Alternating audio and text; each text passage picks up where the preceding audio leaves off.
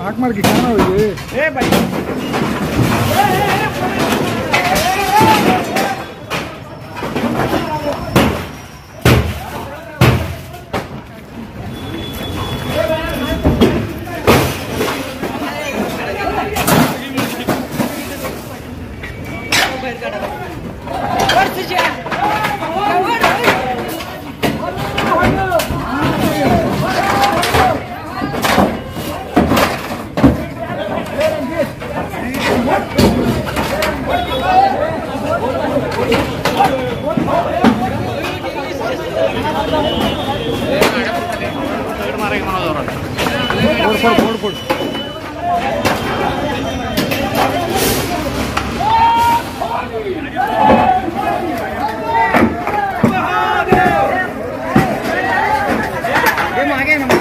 मागे नहीं मागे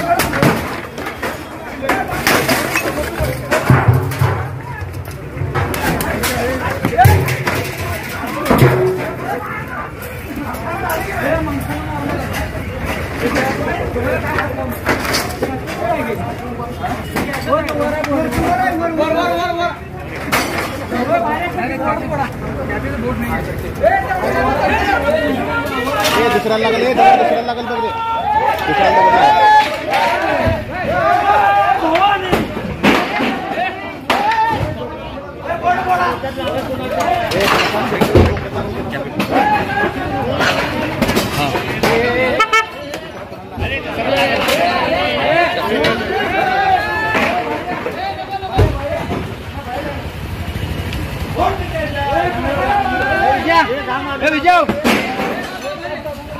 विजय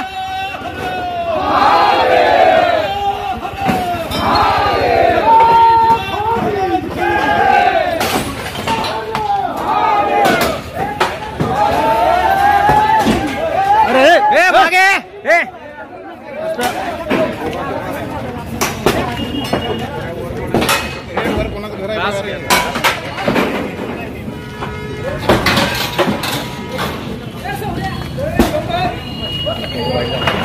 माझं नाव रणजित चंदनदादा चव्हाण. मी शिवप्रतिष्ठान युवा हिंदुस्थानचा जिल्हा प्रमुख आहे. गेले 2 वर्ष झालं आपण हे जे असली चाळे चालतात कॅफेमध्ये त्या विरोधात IG साहेब परत SP साहेब त्याच्या आधी आपण गृहमंत्री मुख्यमंत्री सगळ्यांना निवेदन दिलेले आहेत. पण तरीसुद्धा आत्ता आपल्या सांगलीत ते असे असलील चाळे चालू असणारे म्हणजे मिनी लॉजेस असणारे हे कॅफे चालू आहेत. आणि याचा बळी काल एक तासगावची मुलगी आणि मुलगा त्या मुलीचा बळी झालाय. म्हणजे काल त्या मुलीवर बलात्कार झालाय 15 तारखेला म्हणजे परवा दिवशी. त्या कॅफेमुळं आपल्या सांगलीत असे अजून 4-5 कॅफे चालू आहेत. शिवप्रतिष्ठानचं प्रत्येक वेळेला साहेबांना निवेदन आहे. गृहमंत्र्यांना आम्ही मागच्या वेळेला निवेदन दिलंय, IG साहेबांना निवेदन दिलंय, तरी पण हे कॅफे बंद होत नाहीत. खालचे जे सगळे पोलीस अधिकारी आहेत ते यांना मॅनेज आहेत. यांचं सगळ्यांचं असं म्हणणं आहे की पोलिसांना ही 5-5 हजार रुपये दर महिन्याला हप्ता देतात.